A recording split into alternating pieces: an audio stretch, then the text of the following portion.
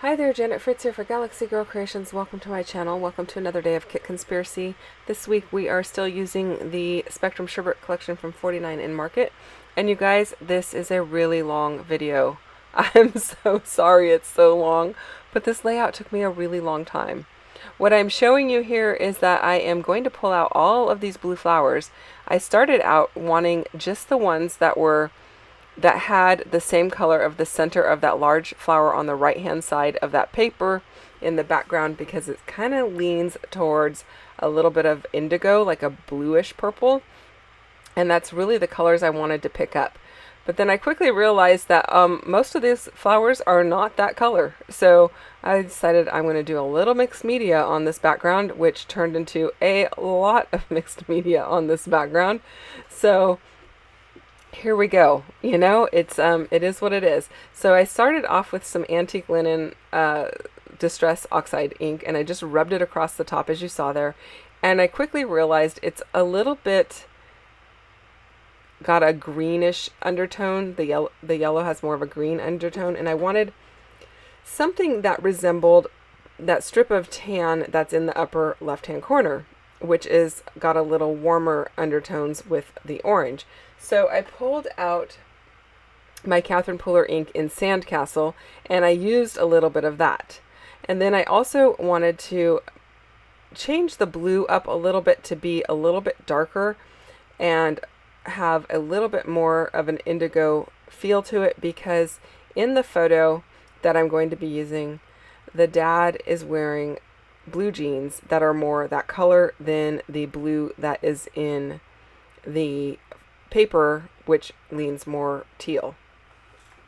So yeah, at the end of this, you might not even be able to see any of this paper, but yeah, it's going to be interesting. So it was quite a long process figuring out what the heck I was going to do here, and I just kept working on it, and my video ended up being like, I think 4 hours beginning to end, and or slightly more than that. And by the time I sped it up and everything, it was, I don't know, 35 minutes or something like that. And so it took me a bit to kind of cut out a whole bunch. I also wanted to lighten things up, because now that I've added the blue and the tan, everything's gotten really dark. So now I'm just dry brushing on some white linen Dilutions paint over the top to kind of lighten up the background, because now I feel like it's too dark of a background. Here is the photo, and everything is whites and tans except for his jeans, and of course the headboard is brown. So it's basically a family photo of the family that I take care of, and with the new baby and everything. So I apologize that you don't get to see their faces, but I wanted to make this a little bit more special than some of my other layouts, because this one is, you know, it's kind of a special photo. You know, those first family photos are special and meaningful, and so it's getting a little bit of extra special treatment. So I went over it with this little Prima stamp that is text with my archival ink, and the reason I used archival ink is because I don't want it to run if it gets wet or anything, because I'm not really sure how much more mixed media I'm going to put on here. And then I pulled out my Picket Fence white distress ink, and I'm putting some of that on, which didn't really do a whole lot. I was hoping it would be a little bit more white than it was, but it wasn't. And then I pulled out this stamp from Stampin' Up. I think it's called Gorgeous Grunge. I could be wrong on that. I will put links to all of the products down below in case you're interested in them. It's basically got this, like, these weird lines. There you go. It was Gorgeous Grunge. And I'm just adding in some extra lines. And now I am using a stencil from Pear Tree Cut Files. And I am using some gilding wax, and I think I'm using bronze and zinc, and I will show you those here in a moment too. I am also just using them with an ink applicator tool and sponging it through the stencil. So lots of different textures going on here. Most of it, when I'm all done, you're not going to even see. So sadly, there was a lot of work put into this background that you don't even get to see, but that's okay. You know, that is part of the process. Not knowing exactly how much I was going to cover up made it kind of important to do the groundwork because I wasn't really 100% sure when I started where I was going to land on this. So I'm just putting in a mix of the two colors, and I'm not really double dipping. One end of my blending brush has the copper color, the other end has the bronze. So I know it looks like I'm just dipping from one to the other, but it's different sides of that actual rectangular tool. I don't think I could do that if it was the circular one. There's not enough surface space, but the rectangular ones are quite big. So getting some texture down, and I really like how that's looking. But then I also want to kind of rub out some of the texture and some of the text and all of that good stuff. So I'm just dipping my finger into the gilding wax, which is very smelly, by the way. Yep, zinc and copper. These are by Dixie Belle, and they're very stinky, but they work really well and they look beautiful. You could probably get a very similar effect by using some Nouveau Mousse and rubbing your finger in that and then onto your page. But I didn't have the right colors of Nouveau Mousse for that. And I'm hoping that my gilding wax lasts longer than the Nouveau Mousse, because a lot of my Nouveau Mousses have dried out quite a bit. Okay, now I have pulled out all of the orange rub-ons that I can find that I have in the rub-on packs for Spectrum Sherbet, and I'm going to layer those up on top of everything else. I'm not layering them on top of one another, I'm just layering them up on this background. So this is quite a long process, as I mentioned. A lot of it was just kind of trial and error, really. I wouldn't even say error, it was just kind of like trying to find what I thought looked best. It wasn't that I made a mistake or anything. It was just part of the process of kind of feeling out what I thought was going to look the best and bring in the right textures and colors and all of that good stuff. So sadly, most of these rub-ons you're not going to see either. So yeah, I get a little bit crazy, you guys, a little bit crazy with all of those flowers piled up on the right hand side.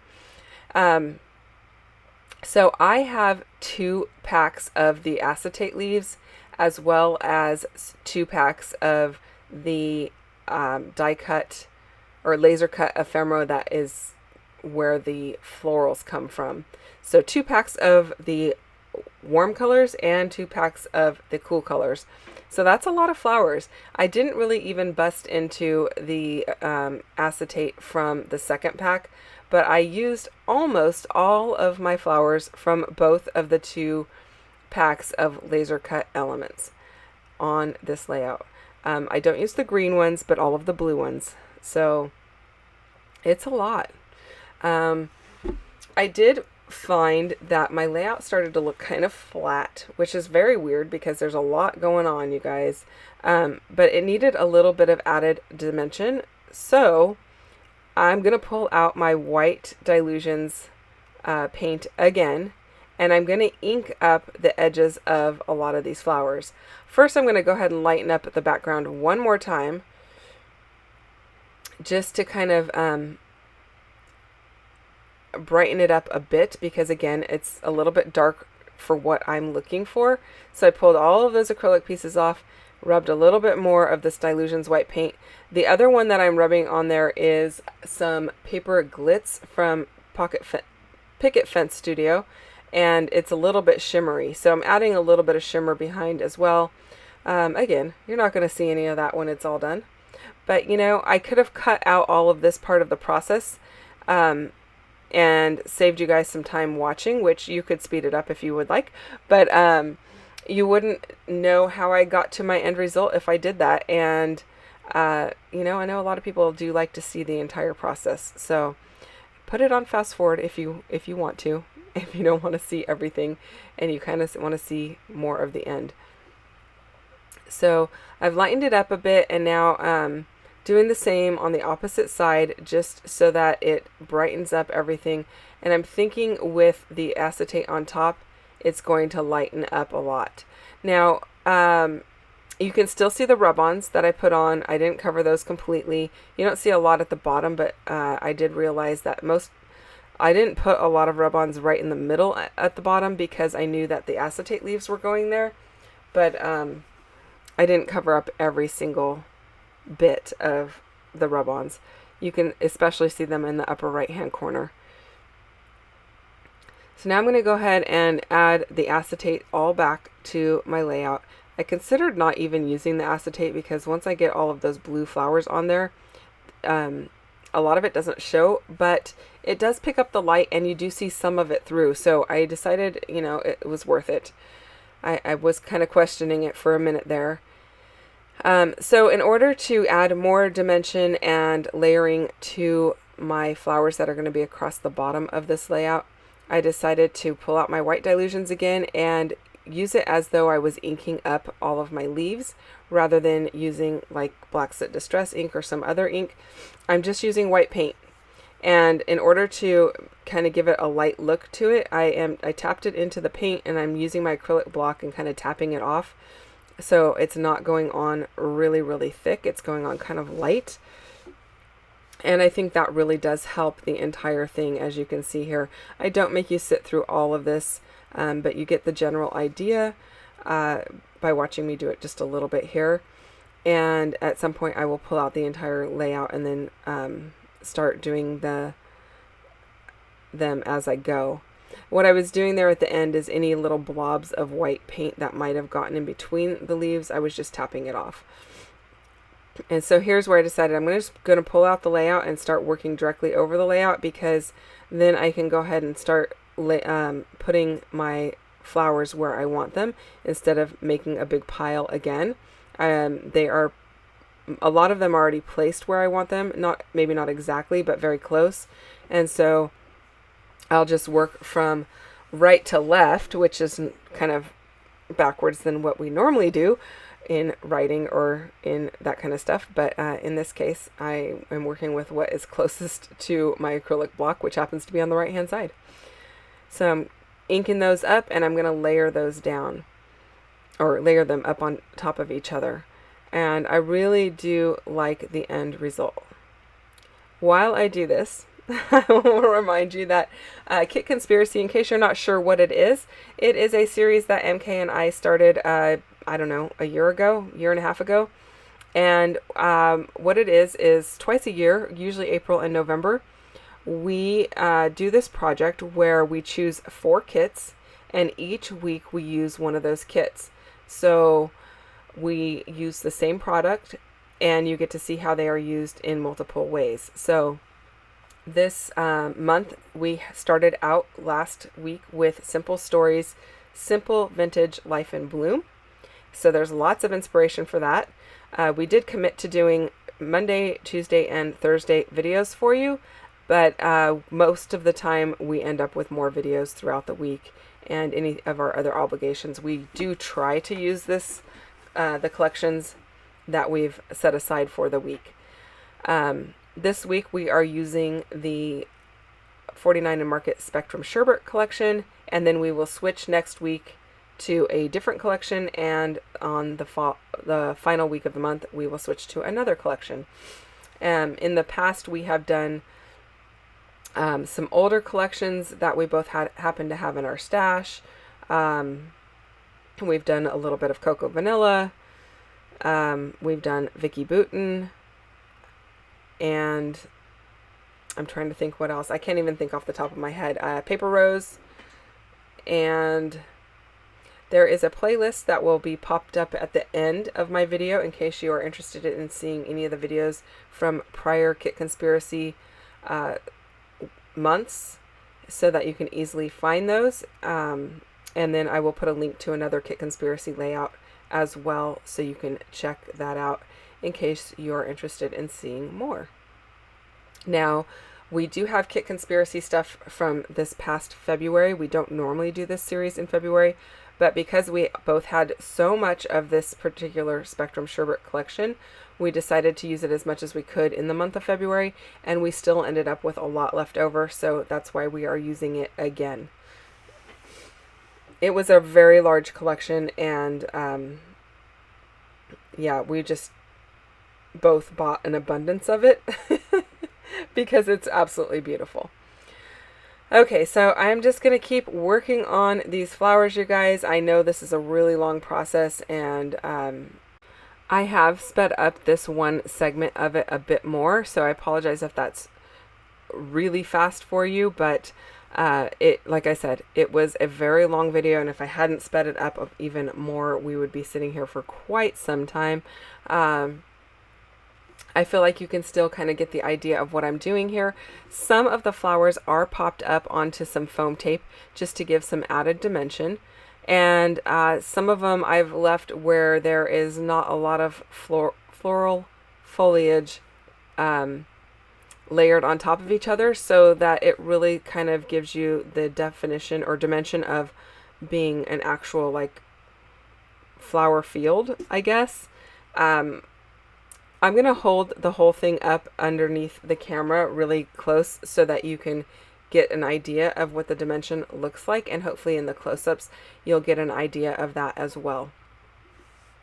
So I thought these were really special photos because they are, like I said, they're family photos. They were done by a friend of theirs that is a photographer, and it's their first family photos with all 5 of them in it, and I wanted to really capture how it looks or the special moment, and I think this kind of really does lend itself to that because it frames it really well. It also is not really drawing your attention completely to one area on this layout because everything is more muted and all over the layout rather than having a really vibrant embellishment cluster to one side where it draws your eye there. My real focus was the photo here, and so by framing it with the flowers, I think it does a good job of putting the focus and emphasis on the photo. And I think adding those deeper blues in the background really helped, especially the blues like right at the top of the photo or the layout there, helped because his jeans, it matches his jeans even better. And I'm making sure I pull in the flowers that have a lot of those deeper, more indigo looking colors in the middle rather than the more teal. Now, of course, they all have that teal and turquoise look to them, but there's ones that are definitely more specifically indigo in the centers. I had a little blank space down here in the bottom corner, so I'm just using a leftover piece of foliage and tucking it under so it doesn't look like it's bare there. And I'm really liking the way that this is coming together, you guys. I wasn't really 100% sure, as I mentioned before, how this was going to turn out, and that's why I have so many layers of mixed media and the rub-ons and the acetate underneath. But when I hold it up to the camera and the acetate catches the light, I think it looks really cool, and you can definitely tell that there's layers in there, and so it makes me kind of happy just to look at it and know that all of the work that went into it, and I feel like it paid off, even though, like I said, you can't pick out one thing or another necessarily, but as a whole, I think it looks good. So I think that really is kind of the nature of mixed media. When you're doing a project that has a lot of layers, you don't really see any one layer, you just see the finished product. But without some of those layers, it wouldn't look the same. So you kind of have to take your time and just work through it and see how it's going to look. Now, I had this piece that says blessed. I wasn't really 100% sure about using it, but I think it was like a 62-cent piece from Hobby Lobby on clearance. It is a foam sticker and it's gold glittery. The glitter doesn't come off easy or anything, but what I'm doing is I am putting some layers of that bronze gilding wax over the top of it. And I wasn't really crazy about it at first because it kind of looks dull. But the more I put on it, the better it looked. And so I put it on there. I let it dry overnight to kind of see what it would look like because I wasn't 100% sure I was even going to use it. But I figured for 62 cents, I didn't mind messing it up and having to throw it out if it didn't work. So I do end up using it, and it looks much better once it's off of the acetate piece that still has all of that bronze over it. A little note to yourself there, when you're using your distress tool, don't use it over your layout, you guys. I had to go and blow the whole layout off because it had little pieces of white on it from using the distress tool. This is a piece of packaging that I have roughed up, and I am putting some of that zinc and bronze gilding wax on it to kind of make it blend in again, but to also provide a little bit of a frame behind the photo, because up at the top it didn't really have anything and it needed something. And I am using my awesome distressing tool from MK's shop. It's the Some Assemblage Required one. You can see it to the right hand side by my scissors there. It works so well, and it is so easy to hang on to. If you have not gotten one yet and you are somebody who likes to distress things, I highly recommend it because it works amazing. And I don't really have a problem holding it because it's pretty chunky, and it makes it really easy to distress things. My other one is so tiny that the paper always comes right out of it and doesn't work very well. This one, I am so glad I got it. Okay, I'm going to, wasn't sure about adding some orange up top here, but I decided I'm going to go ahead and add some orange. That orange butterfly is not going to stay. It's going to be turned to turquoise because I felt like it was kind of just making your eye drawn down there too much. And that was not my goal. My intention is not to have the embellishments stand out. The photo should be what's standing out in here. And oftentimes, I mean, I don't mind your embellishments standing out, but because this is more of a formal photo, I wanted more of a formal feel to the layout rather than a playful or fun kind of feel. I wanted it to have kind of just a nicer formal feel to it. So I don't want my embellishments to be overpowering at all. Sometimes I do want that look if I'm doing like a child's layout or something like that. I want them to pop and be fun and playful and that kind of a thing. But in this case, I just wanted it to be simple. Not that that bed of flowers was simple by any stretch of the imagination, but it does look like it's simple once it's all put together. Now I had this little white piece, and I think it says Everyday Magic, but I'm going to take that off before it's all done, and I'm going to change it out for another piece that says, oh my goodness, I can't even remember what it says. Something about like every day with you is amazing or something like that. So I'm going to swap that out, and I think that works better. And I'm really liking the butterflies, but I like that they also blend in with the flowers. So I'm just trying to decide which way I want those butterflies facing. I am going to pop their wings up onto some foam to give them a little lift, and the center of them will be glued down to the layout. Now right underneath those S's there is a little indentation of where there's not really a void of flowers, but there's less flowers there, so that little butterfly rests really well in there. And I like the way that that's looking. I did add a piece of the faux ribbon or lace across the top there just to add a little bit more interest. And then lastly, I'm going in with the clear shimmer brush from Close to My Heart, and I'm adding a little shimmer to some of those flowers. And here's where you really can see some of the acetate, you can see some of the shimmer, you can see the dimension and layers of all of those flowers. And that is pretty much it, you guys. The close-ups are coming up here in just a moment. If you have questions or comments about this layout, or anything else for that matter, you can always leave those in the comments down below. It takes me a while to respond, but I will respond. I do read all of them, and I respond to every single one. So just be patient with me, and I'll get to you as quickly as I can. If you enjoyed this video, I would love for you to give it a thumbs up. And don't forget to go and check out what MK is doing over on her channel today. We do have some other friends that are playing along on Instagram and Facebook. Jennifer Kane and Susan L are playing along, so you can go and check out what they have as well if they've got something for you today.